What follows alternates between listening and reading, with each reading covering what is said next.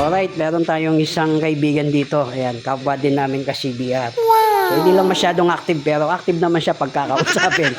So, naging problema nito, iniyam niya ako, fuel pump. Kasi daw hindi na siya nagpa-pump once na i-on mo. Ayan nga yung sintomas. Wala nang humming sounds yung pump niya. So, yun, replace tayo ng fuel pump, sabay na rin air filter at saka fuel filter. So, ito na yung pyesa niya. Ayan, dala ko na. Ayan na. Ayan. Fuel pump motor.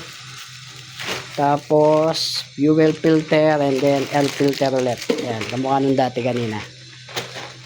Ayan. Fuel filter. CBR version 2 rin to. So, pagka napabayaan yan, na-stack, yan ang number 1 na sintomas.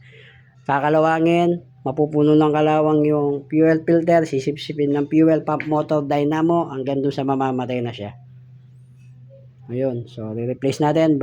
Pag nagkakalas kayo ng fuel pump na buho, so ito yung pinakamaselan na parte ito. Nababali kasi ito pag hindi mo alam i-alisin.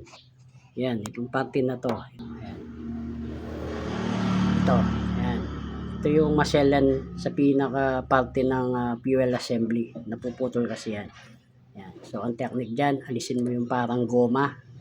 Tapos gamitanan mo ng long nose na ganito, i-press mo yung dalawa naka-kulay puti na yon. Ayan. Pagka na-press mo na to, ilayin mo na yan. Itong fuel hose na to. Ayan.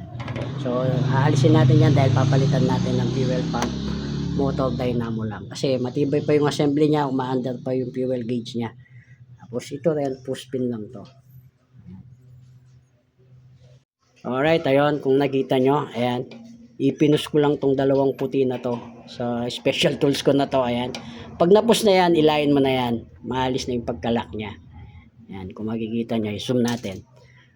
Marami kasing nag-PPM sa akin, nababalian sila dito. Ayan, pag nabali kasi yan, buong fuel assembly at fuel pump na yung bibilin mo. Ayan, so napus ko na yon, and then ilayin mo na lang siya yan. So sasama na yan. Ayan, ganyan lang kadali. So kung ano, nasa 15K pa lang yata. So, na-stack lang talaga. Nandito lang sa bahay. Alright, nakalas ko na yung fuel pump assembly, yung buo. Ayan. So, ayun. I-drainin ko na rin yung gasolina niya. Medyo iba na yung kulay. Pero swerte pa siya. Wala pang masyadong kalawang. So, uugasan lang ng gasolina to. At huwag nang ibabalik yun dahil iba na yung amoy. So, tips ko lang. Pag magkakalas kayo nito, picturean nyo yung bawat detalye ng wire na yan. Dahil yan ang magiging guide nyo pag ibabalik nyo sa mga baguhan. Inangat ko na yung parang rubber niya. Ito yung nagsisil para hindi mag-leak sa tank gas yung ilalim.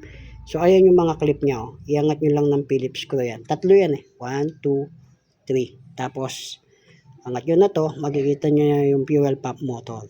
Ayan. So kapag i-drain nyo ang laman ng tangke nyo, hindi nyo madidrain ng todo yan. So gumamit kayo ng malinis na basahan. Ipasok nyo lang. Tapos itayo nyo siya ng paganyan. Yung basahan na yung sisip-sip kasi hindi nyo madidrain ng todo yan kasi dahil sa mga divider niya sa loob. Yan. So ito, inugasan ko na siya ng bagong gasolina kasi kanina amoy mabaho na yung gasolina niya dahil nga nagbi-build up na siya ng kalawang. So ayan yung gasolina niya. Oh. So bibigyan natin siya ng sunrox. Hindi, gasolina laman nun. Ayan, ganyan yung technique. Basta't malinis lang na basahan yung pang sip-sip nyo dun sa nakapondo pa ng konting gasolina. Yan, sa mga nagdi-drain ng gasolina ng mga kinalawangan tangke. Alright, napalitan na yung fuel pump motor, yung assembly niya, pwede pa. So ito yung tunog ng goods na yung fuel pump motor mo. Once na in-on mo, may maririnig kang humming sounds sa loob ng tank gas. Ayan, pakinggan nyo. Wow! Yan ang goods. Yung kanina, pag on namin, wala na. So dead na yung fuel pump motor dynamo. Ito yung goods. So, the moment of truth, testing. 1, 2, 3. One click na lang. Ayan. So ito yung nagiging problema ng version 2. Fuel pump motor pag kinalawang, pag na-stack. So, another sharing tip po sa mga kapwa namin ka-CBR.